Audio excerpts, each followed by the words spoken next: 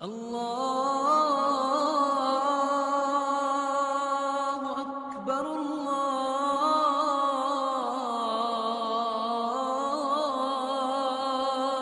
اکبر۔ سب سے پہلی بات، ائمہ اربع رحمت اللہ علیہم، یہ ہمارا موقف ہے۔ جتنے بھی نیک لوگ دنیا سے جا چکے ہوتے ہیں اور ان کی نیکی دنیا میں پھیلی، ان کے لیے دعا کرنی چاہیے۔ صرف دو باتیں زندگی میں یاد رکھیے گا۔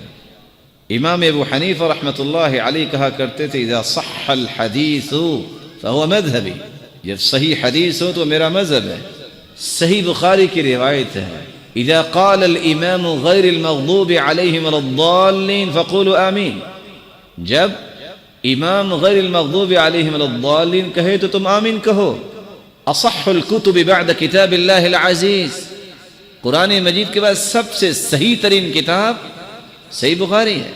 کان اذا قام الى الصلاة کبر ورفع یدیہ حذو منکبیہ، ایک نہیں 210 روایتیں، اور یہ روایت جو میں کوٹ کر رہا ہوں صحیح بخاری کی ہے۔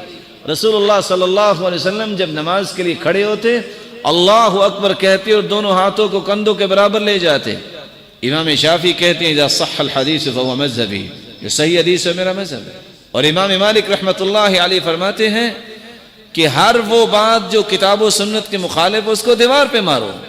اور امام احمد بن حنبل رحمۃ اللہ علیہ نے تو بات ہی ختم کر دی، اذا قلت قولا يخالف سنت رسول اللہ صلی اللہ علیہ وسلم فاعلم ان عقلی قد ذهب، جب میری بات سنت کے حدیث کے مخالف ہو سمجھ لینا کہ میری عقل اس وقت کام نہیں کر رہی۔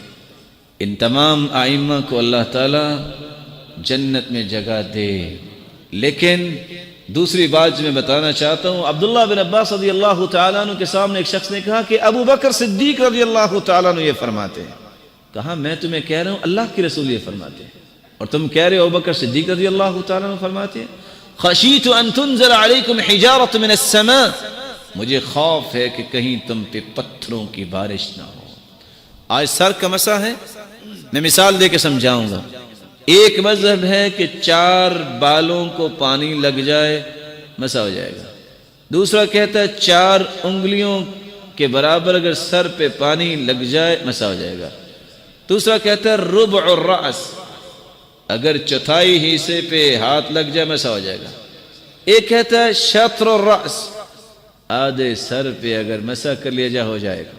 ہم کہتے ہیں سب نے بات کی، ہم نہ ان کو برا کہتے ہیں کیونکہ ہم اپنے درجات کو کم نہیں کرنا چاہتے، گالی تو نہیں دیں گے ہم۔ دیکھیے رسول اللہ صلی اللہ علیہ وسلم نے کیا کیا۔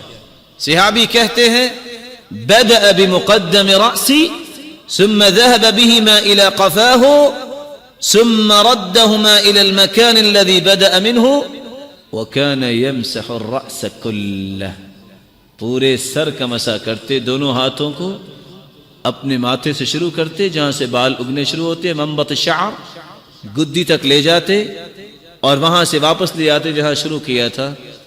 ہم کسی کو تانا دینے کی بجائے حدیث پہ عمل کریں تو ہماری زندگی کامیاب ہو جائے گی۔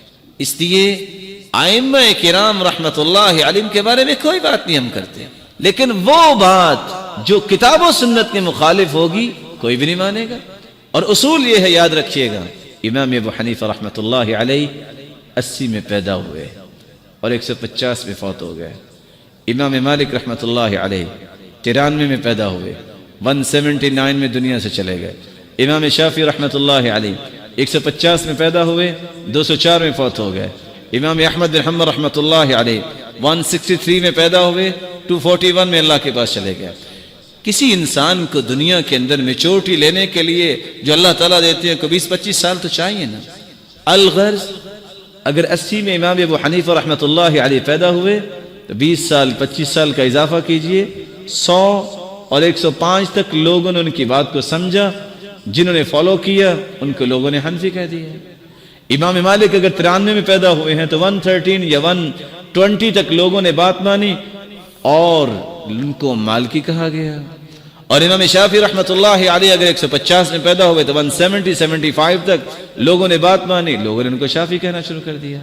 امام احمد بن حنبل 163 میں اگر پیدا ہوئے تو 183 یا 88 تک ان کی بات لوگوں تک اس حالت میں گئی کہ لوگوں نے فالو کیا اور ان کو حنبلی کہا گیا۔ چھوٹا سا سوال، 80 ہجری میں امام ابو حنیفہ رحمۃ اللہ علیہ پیدا ہوئے، اس سے پہلے جو لوگ تھے وہ کون تھے؟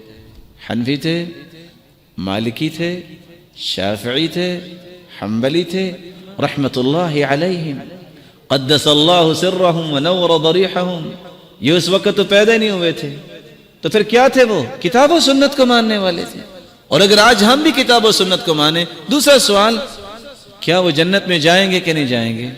بولیے، بولے نہیں ہے، ناراض ہو گئے؟ اگر وہ جنت میں جائیں گے اور انہوں نے کسی بھی سیکٹ کی طرف اپنی نسبت نہیں کی، اس وقت یہ ائمہ رحمت اللہ علیہم یہ پیدا ہی نہیں ہوئے تھے۔ انہوں نے کتاب و سنت پہ عمل کیا۔ آج ہم بھی کتاب و سنت پہ عمل کریں، ان جھگڑوں کو چھوڑ دیں تو ہم بھی جنت میں اللہ کی رحمت سے جائیں گے۔ اور اگر کوئی کہہ دے کہ وہ جنت میں نہیں جائیں گے کیونکہ ان کا تو کوئی، وہ لوگ کہتے ہیں نا ان کا تو مذہب ہی کوئی نہیں ہے جو کسی کی طرف نسبت نہیں کرتا، اگر صحابہ اور تابعین جنت میں نہیں جائیں گے تو پھر جائے گا کون جنت میں؟ یہ اصول ہمیشہ یاد رکھیے گا، کبھی آپ کو اللہ کی رحمت سے کوئی پھسلانے کے لیے قوت نہیں دکھائے گا۔